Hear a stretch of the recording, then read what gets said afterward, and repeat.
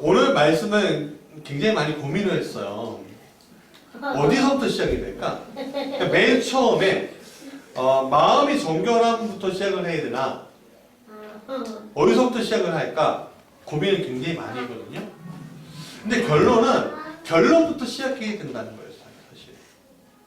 그러니까 받을 복부터 이야기가 나와야지만 되겠구나 라는 생각을 하게 됐어요. 오늘 본문의 결론이 뭐였죠? 그들이 하나님을 볼 것이다. 하나님을 본다. 여러분, 우리가 좀 질문을 좀 해볼까요? 왜 하나님을 보아야 할까? 여러분 오늘 살아가는데 하나님을 보지 않고도 살아가시잖아요. 그쵸? 그럼 굳이 꼭 이 세상을 살아갈 때 하나님 보면서 살아가야 돼? 그런 생각을 하게 되잖아요. 네? 내가 왜 하나님의 얼굴을 보아야 하지? 그 질문을 여러분 한 적이 있으십니까? 여러분 이런 질문은 내가 왜 하나님을 믿어야 하지? 하는 질문하고 이어지는 질문이에요. 사실은. 같은 질문이에요. 내가 하나님을 보지 않고도 내가 살 수 있을까? 여러분 이 세상 살아가는데 보니까요. 내가 하나님 얼굴을 보지 않고도 살아갈 수 있더라고요. 어떻게? 세상의 기준으로 살아갈 수 있더라고요. 많은 사람들이 잘 살아가고 있는 것처럼 보여요. 또 잘 살아가고 있죠. 그렇지 않습니까? 세상의 기준으로 우리가 부러워할 만한 삶을 사는 사람들이 얼마나 많은지 몰라요. 그러니까 그러면 이렇게 생각할 수 있습니다. 나도 하나님 보지 않고 살아갈 수 있지 뭐. 또 이렇게 생각할 수 있어요. 8가지 복 중에 뭐 한 가지 빼먹은들 7가지 복만 있으면 되지 않겠어? 그렇게 생각할 수 있죠. 그런데 오늘 이 복은요, 결론적으로 말하면 그리스도인이라면 누구나 다 가지고 있어야 할 복이라는 게 결론이에요. 그리스도인이라면, 내가 그리스도인이라면 하나님을 봐야 하는 거예요. 그러면 거꾸로 내가 그리스도인이 아니라면 하나님을 볼 필요가 없는 거죠.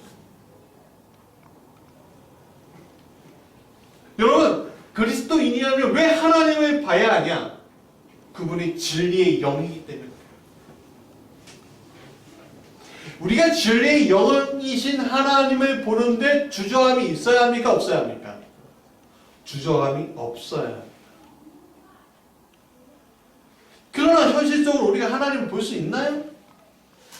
보지 못해요. 왜? 하나님은 거룩한 분이시잖아요.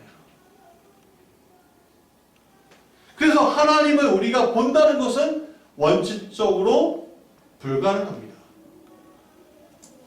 하나님이 그렇게 질서를 잡아 놓으셨어요. 왜? 그건 거룩한 분이니까. 자, 출애굽기 33장 20절부터 23절까지 한번 읽어볼까요? 시작. 또 이르시되 내가 내 얼굴을 보지 못하리니 나를 보고 살 자가 없으리라. 여호와께서 또 이르시기를 보라 내 곁에 한 장소가 있으니 너는 그 반석 위에 서라. 내 영광이 지나갈 때 내가 너를 반석 틈에 두고 내가 지나가도록 너 손으로 너를 덮었다가 손을 걸으니 내가 내 등을 볼 것이요 얼굴을 보지 못하리라.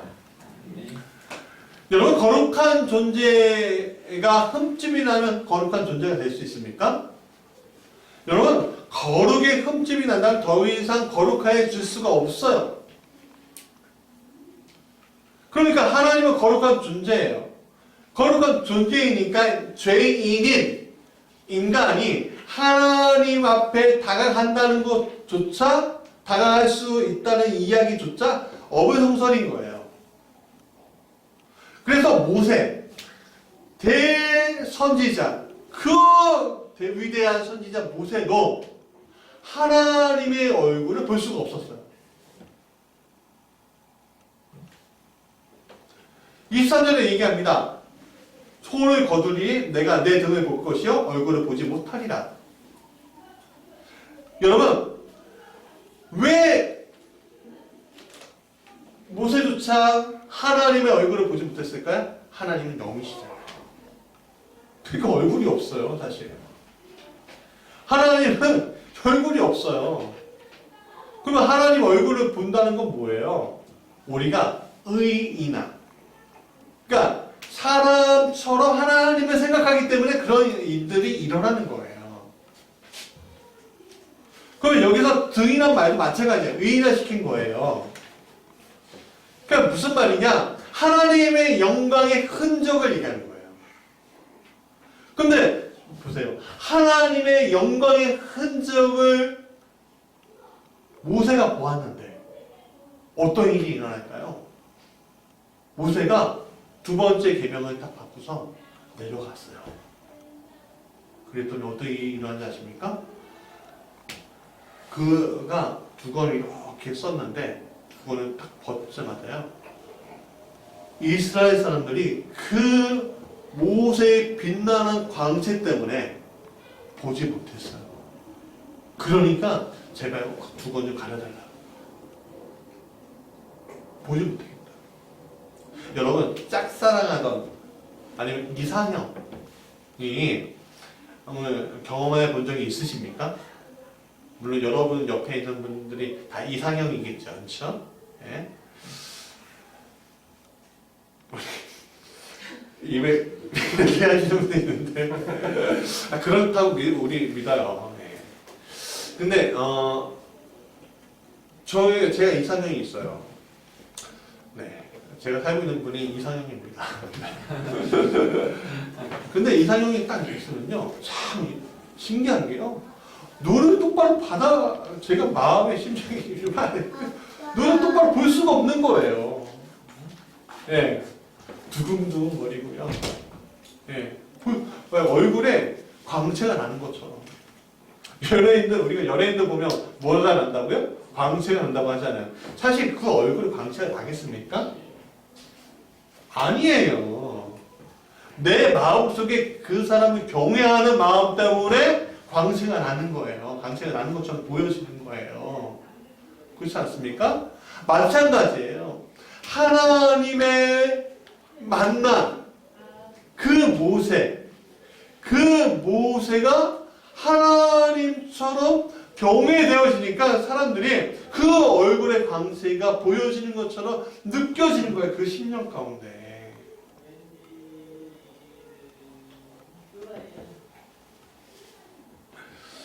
여러분, 하나님을 경험하니까 그 광채가 나타나요. 그런데 잘 보세요. 우리가 하나님을 볼 수 없어요. 그래도. 이 성경의 말씀에 의하면. 그렇다면 우리는 희망이 없는 거예요. 우리가 거룩하신 하나님의 얼굴을 볼 수 없다면 우리는 천국에 들어갈 수 없는 거예요. 우리는 늘 언제나 죄로 인해서 희름하고 살 수밖에 없는 이들인 거죠. 근데 이상하죠? 그럼에도 불구하고 볼 것이에요. 하나님의 얼굴을. 누가 말씀하셨습니까? 바로 예수님께서. 그 방법을 제시해 주셨어요. 그 방법은 뭐예요? 마음이 청결해 있는 거예요. 깨끗해야 된다는 거예요. 그렇다면 마음이 청결한 자는 어떤 사람일까요? 우선 마음이 뭔지 한번 먼저 살펴보세요. 마음이 뭘까? 헬라어로 카르디아라는 말이 있어요. 여기 원문에 있는데 이게 마음이에요. 이 마음에 대해서 원어적으로 이렇게 얘기해요. 육체적인 생명의 중심과 원천이 되는 곳이라고 얘기해요. 또 이렇게 얘기합니다. 우리가 도덕적인 결정을 내리는 곳이라고 얘기해요. 그래서 잠언 4장 23절에 이렇게 얘기합니다. 다 아는 내용이에요. 무릇 지킬 만한 것보다 더욱 내 마음을 어떻게 하라? 지키라. 어디에서? 생명의 근원이 이에서 남이니라 라고 얘기해요. 마음을 지키래요. 지켜야 할 것이 굉장히 많지만 먼저 마음을 지키래요. 왜? 생명의 근원이 이에서 남이기 때문에. 즉 마음이 생명의 근원이라는 거예요. 근원은 뭐예요? 시작되는 곳. 생명이 시작되는 것은 결국 마음이 어떻게 먹느냐에 따라 생명을 또한 살리는 것도 생명을 죽이는 것도 할 수 있다는 거예요. 자, 예를 들어 두 장의 사진이 있습니다. 하나는 빨간색의 그 안에 배가 있죠. 그 배 안에 뭐가 뭔지 아십니까? 돌고래예요. 일본의 타이치라는 작은 마을에 돌고래 떼가 이동을 한대요. 그리고 그 이동하는 작은 그 길목에 딱 막아놓으면 돌고래 이동하다 딱 갇히는 거예요. 그러면 그 좁은 해안에서 돌고래들은 어디로 갈지 몰라서 헤매다가 그 작은 배를 몰고 온 사람들의 작살에 의해서 죽어가는 거예요. 튼튼하고 덩치 큰 애들은요, 수족관으로 팔려가고요. 영상을 보니까 돌고래 가족이요, 어찌할 바를 몰라서 뺑뺑 도는 거예요. 우리가 알잖아요. 돌고래도 어느 정도 지능이 있다는 거. 가족, 애가 있다는 거. 근데 그게 뿔뿔이 죽이는 거예요. 이 빨간 물은요, 돌고래의 신체에서 나온 피예요.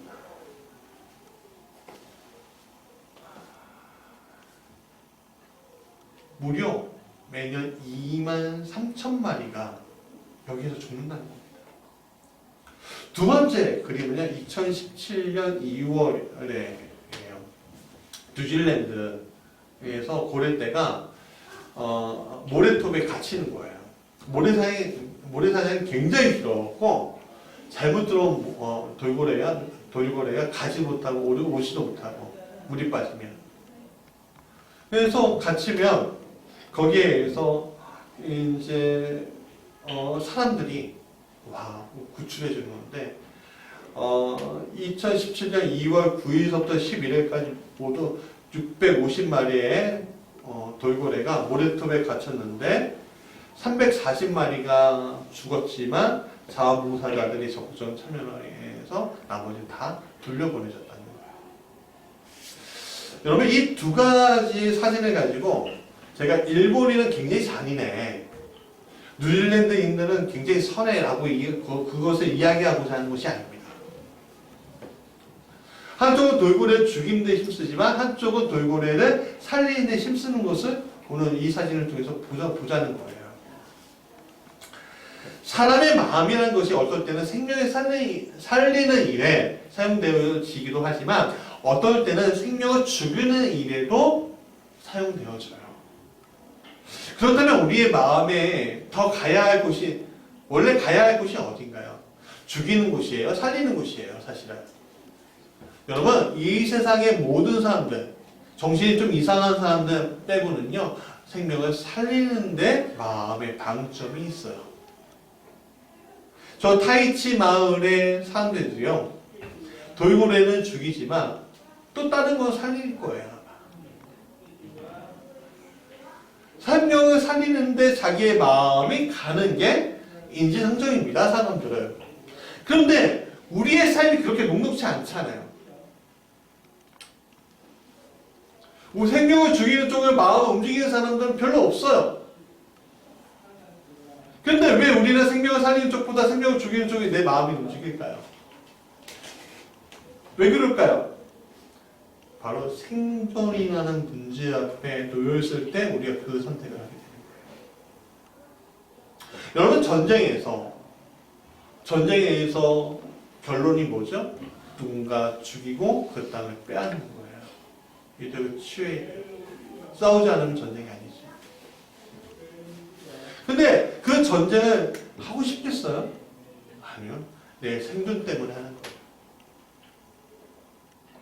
내 생존 때문에 총을 들고 내 생존 때문에 미사일을 쏘는 거예요.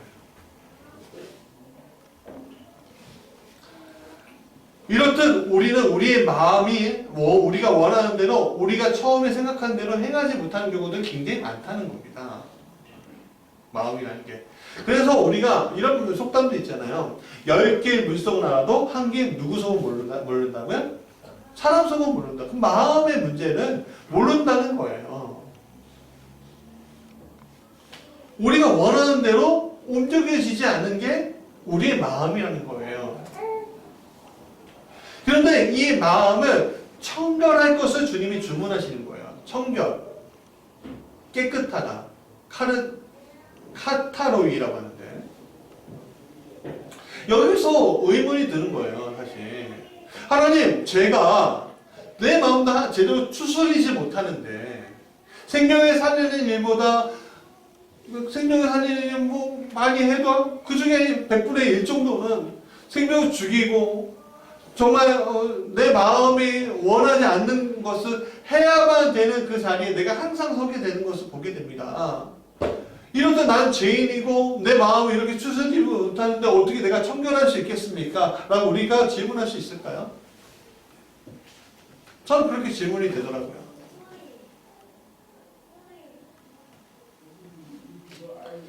여러분, 여기는 또 더불어 주목해야 할 단어가 있는데 바로 그들이라는 단어입니다. 즉 복수형이에요. 그가 아니에요.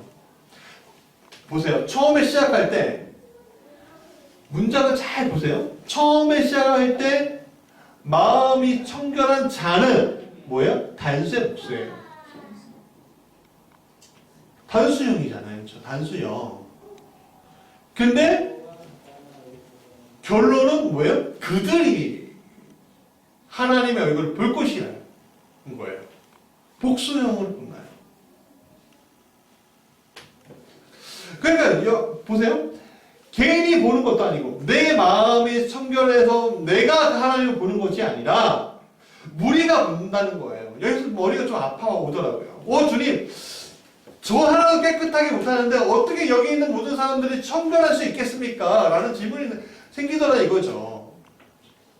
하나님, 이 무지개교회 저 하나도 내 신앙생활, 저 하나 목사인 저도 신앙생활 하는데 버벅거리는데 어떻게 이 성도들을 이끌 수 있겠습니까?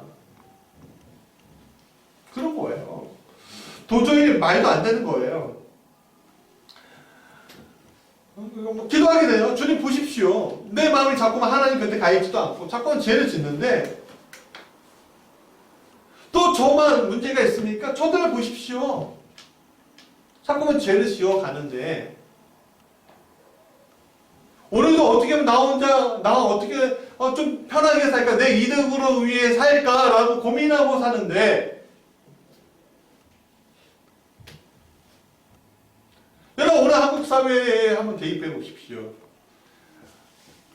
태국 집회에 계신 분들과 촛불 집회에 계신 분들 서로 이해하지 못하는 자리에서 죄인이라 손가락질하고 있는 우리 자신들을 보게 되지 않습니까?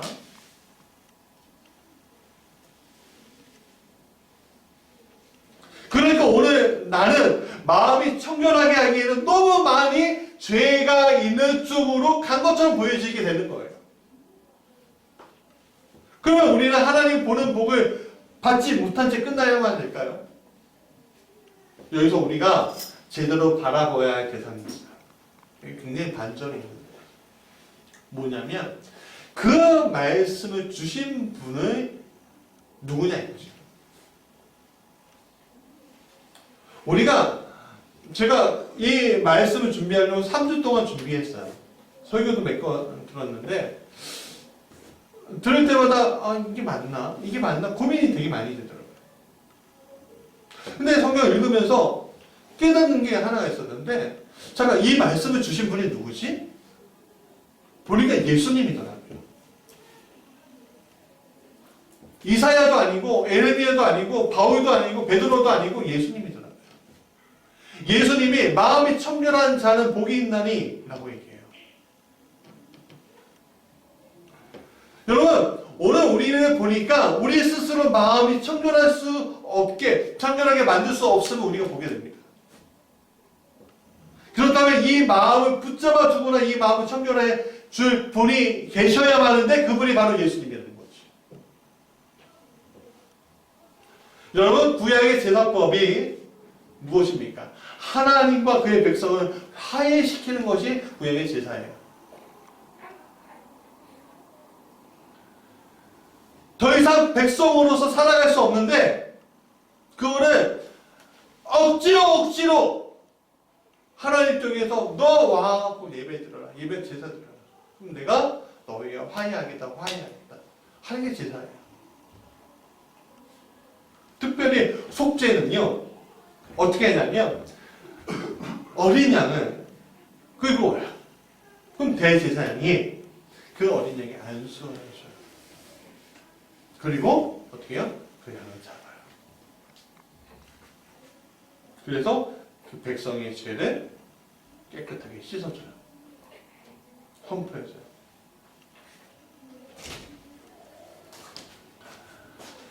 여러분, 예수님이 이 세상에 아무 흠이 없는 어린 양으로 오셨습니다.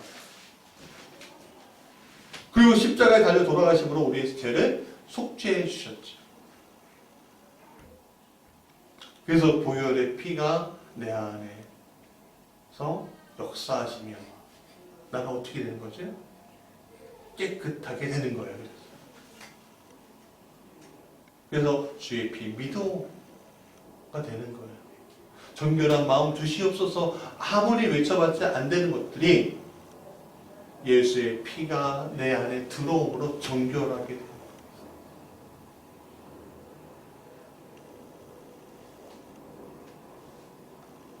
그 청결하게 될 때 어떤 일이 일어나죠? 내가 하나님을 보게 된다는 거예요. 유명한 미국의 심리학자 윌리엄 제임스라는 사람이 이런 말을 했대요. 생각이 바뀌면 습관이 바뀌고 습관이 바뀌면 행동이 바뀌면 행동이 바뀌면 인생이 바뀐다. 즉 우리의 생각, 즉 우리가 어떤 마음을 가지고 사느냐에 따라서 우리의 삶이 우리의 인생이 바뀔 수 있다라는 얘기를 해요. 여러분 그게 가능한 걸까요? 여러분 우리의 습관 하나 고치는 게 쉽습니까?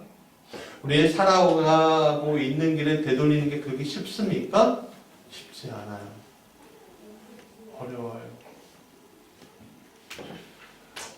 우리가 아무리 애를 써봐도요 그게 잘 안 돼요. 그러니까 힘에 겪고 지치게 되는 거예요. 안 되는 거 안 된다고 우리가 인정할 줄도 알아야 돼, 사실. 많은 책들이요, 넌 바뀔 수 있어 라고 얘기해요. 여러분, 우리가 바뀔 수 없는 존재들입니다. 여러분, 공산주의 유물론 책들이 중심이 뭔지 알아요? 내용의 중심이 뭔지 아십니까? 사람은 바뀔 수 있어요. 그래서 사람들이 바뀔 수 있어 라는 게 중심이기 때문에 문제가 생기잖아요. 그 사람 문제가 생기잖아요. 그러면 와, 사상교육 다시 시키고 안 되면 죽이는 거예요. 자본주의 논리도 마찬가지예요. 근데 자본주의 환상이라는 게 그런 거예요. 너가 바뀌면 너도 부자가 될 수 있어. 그걸 자꾸만 우리한테 심어주는데요. 사실 우리는 바뀔 수 없어요. 바뀐다는 건 굉장히 어려워요. 여러분들 삶의 환경이나 여건이나 그런 것들이 우리의 삶의 DNA로 녹아져 있고 수천 년 동안 다 가지고 온 그 DNA가 지금 작동하고 있기 때문에 우리의 환경을 뛰어넘는다는 거요 쉽지 않아요. 어쩌면 여기서 끊을 수 있다는 거예요. 그거 우리가 인정할 건 인정해야죠, 사실.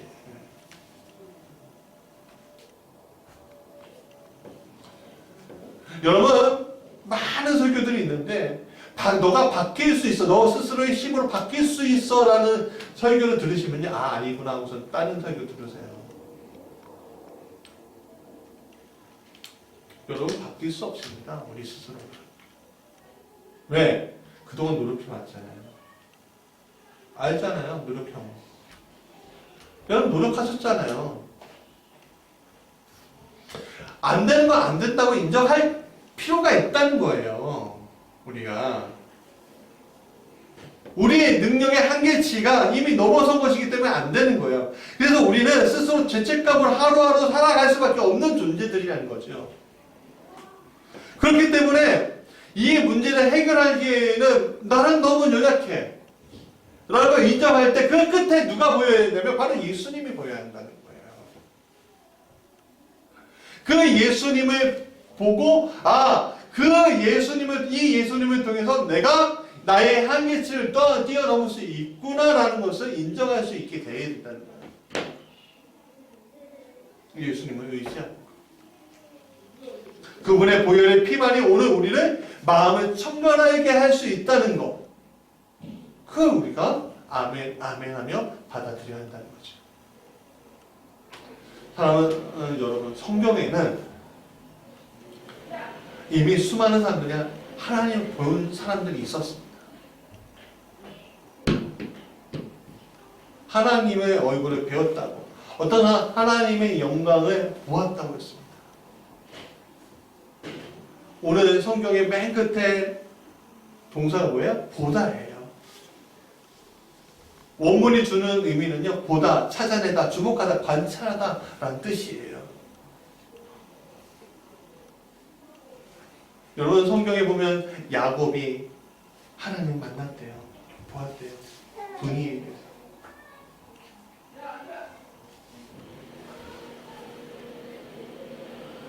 두 번째는 모세 부부였어요. 모세가 사역하러 나갈 때 하나님이 그가 언약을 제대로 안 지킬 것이라는 걸 알면 딱 죽이려고 하니까 아내 시보라가 아들은 할례를 딱 시키는 그 순간에 그는 하나님을 봤어요.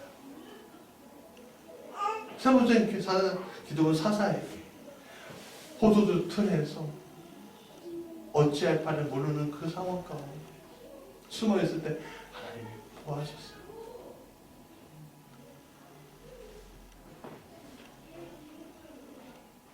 삼손의 부모인 마누엘에게, 선지자 이사에게도 하나님이 나타났어요. 여러분, 하나님의 영광을 본 사람이 있었습니다. 스테반은요, 죽으면서 하늘의 영광이 그에게 보여졌어요. 사울은 다메섹 도상에서 주님의 영광을 보았고, 사도 요한은 바모섬 그 노예 유배당하면서 하늘의 영광의 계시를 보았어요.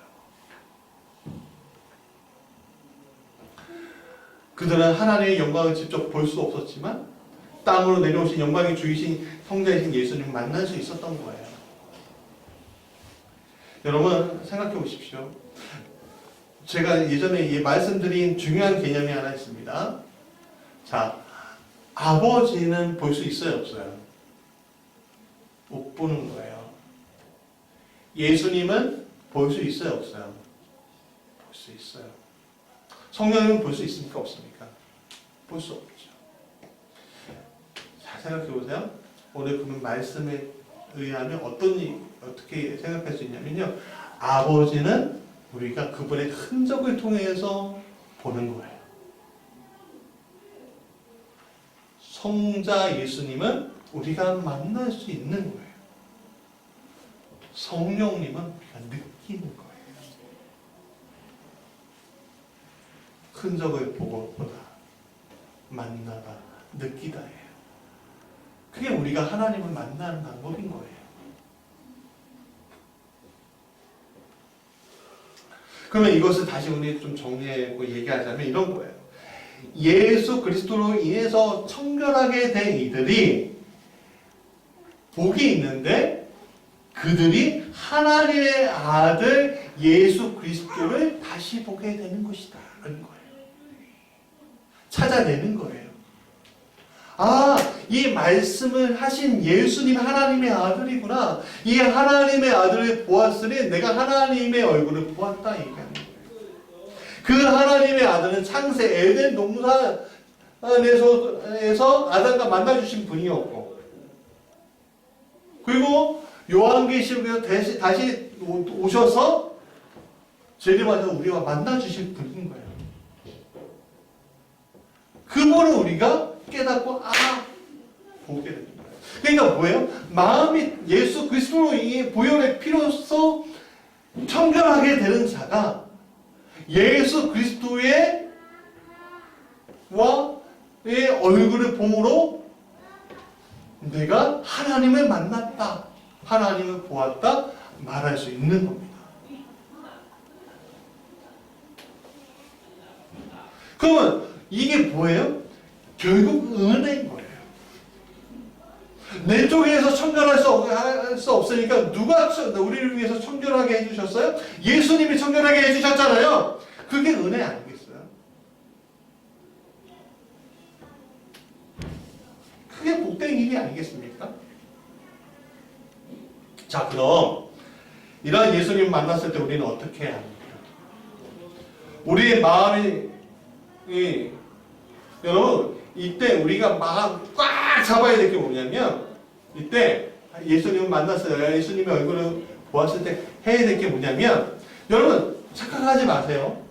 내가 직접 예수님을 이게 아니라 예수님이 살아계심을 느끼는 그 순간이 예수님의 얼굴을 보는 거예요. 무슨 말이냐? 야곱이 아버지의 집을 떠나서 되돌아오면서 벌벌 떨었잖아요. 근데 에서의 얼굴을 보면서 뭐라고 해요? 하나님을 보는 것 같습니다. 그래. 에서 얼굴에서. 에서가 하나님이에요? 아니에요. 그 안에서 사랑으로 맞아주시는 하나님의 얼굴을 본 거예요. 탕자가 되돌아오면서 혼날 일만 생각했는데 인자한 아버지의 얼굴을 본 거잖아요.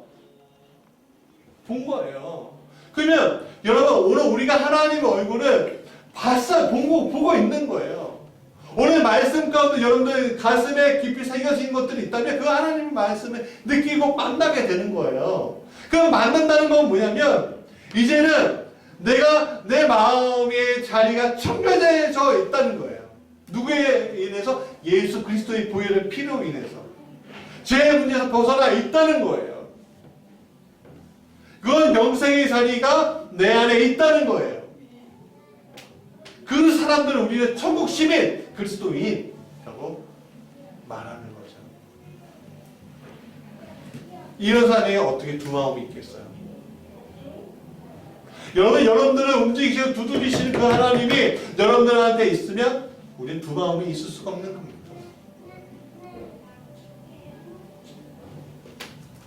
말씀의 결론입니다.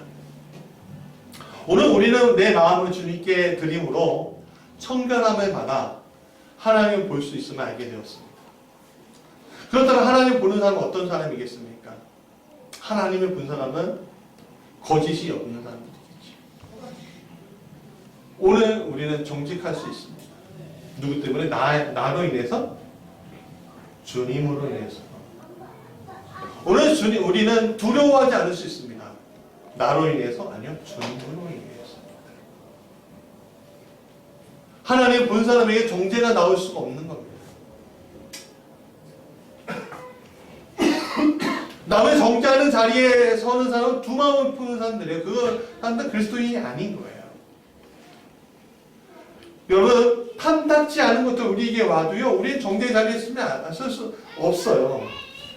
왜냐하면 하나님을 본 사람의 마음은 세상에 갇혀있는 사람들이 아니기 때문에 그런 거예요. 하나님의 세계에 그러니까 세상에 갇혀있는 것이 아니라 하나님의 세계를 본 사람들은 세상을 통치하는 이 우주를 본 사람들인 거예요. 그럼 어떻게 우리가 여기서 비비적거릴 수가 있는 겁니까? 비비적거릴 수가 없는 거죠. 하나님의 통치가 보이게 돼요. 그 통치에 순종하는 거예요.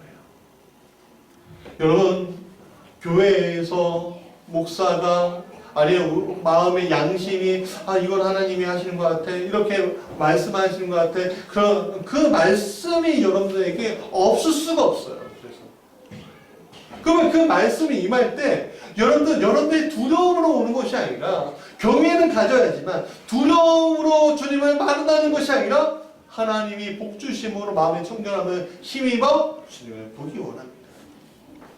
그것이 오늘 우리 무지개교회 성도들의 마음이 되길 간절히 축원합니다.